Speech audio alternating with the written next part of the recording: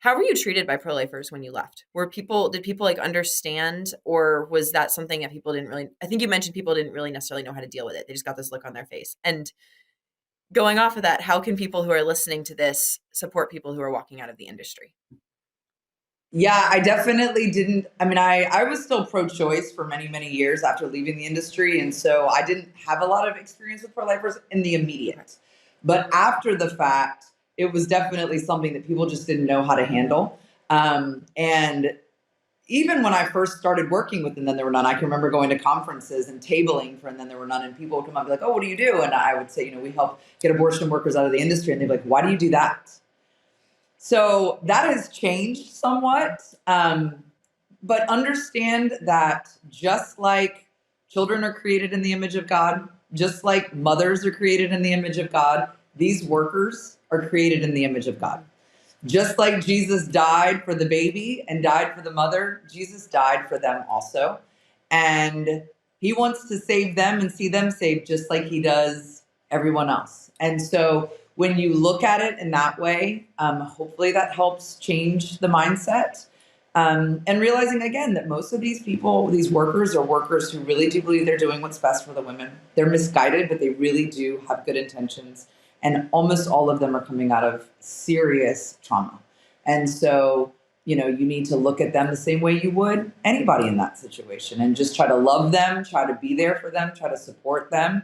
And again, if you encounter somebody who's worked in the abortion industry, whether it was today or 30 years ago, sending them to And Then There Were None so that we can give them the specialized care and counseling. Not only do we provide financial help, but we provide therapy. We do healing retreats, all kinds of things to try to help get them healthy and whole, and ultimately come to a saving knowledge of Jesus Christ. But that's a process. Right now we want to get them out, then we want to try to get them healthy and whole, and in the process come to know Do you the find Lord. that a lot of people who leave the abortion industry become pro-life, or do some of them, like you, just leave and remain pro-choice for a number of years?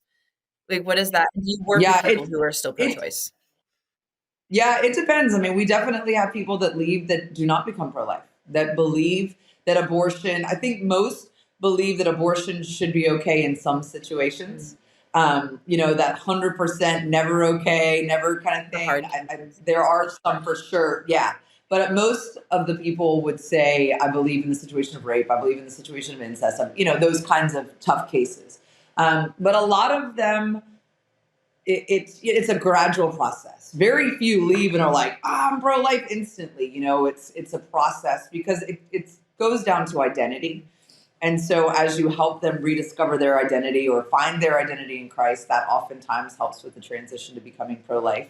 But sometimes not. Sometimes they leave and they're like, that's the horrible, and they become pro life instantly. But usually it's more of a process than It that. seems like for the people that are leaving because they don't like how women are being treated, it would make sense that it's a more gradual process versus people who have that, they see a child and they recognize it's a child and there's this Yeah. lightning bolt moment. Those are the people that are more Yes. likely to transition immediately. Yeah. Yeah. It definitely. And sometimes even with those people, they feel like it's okay first trimester. Mm. They feel like it's okay. It's as it gets later, as it gets further along, that's where they come up. But then it backs, because that's you can talk people through that, Yeah. if you just time, like you can get there. But yeah, sometimes it is, like you said, that traumatic situation that they're like, this is horrible. And they realize quickly. So it sounds like for people that are listening to this that want to go and actually be able to help support women who are going to get abortions or people who work in the industry, it sounds like praying outside is really good and offering resources. Is there anything else that you would encourage them to do? Yeah, I think support your local pregnancy center for sure. I think voting, y'all, we have got to vote. We have got to vote pro-life values, because as the laws get changed and as we get new legislators in, that stuff does change. But then just supporting organizations that are supporting women. So your local pregnancy resource center, your local Catholic charities, Sidewalk Advocates for Life is a great organization. Pro Love Ministries is one of Abby's other ministries that we do find financial help and case management care for women who need help. There's definitely ways that you can get involved, but really, really becoming active in that.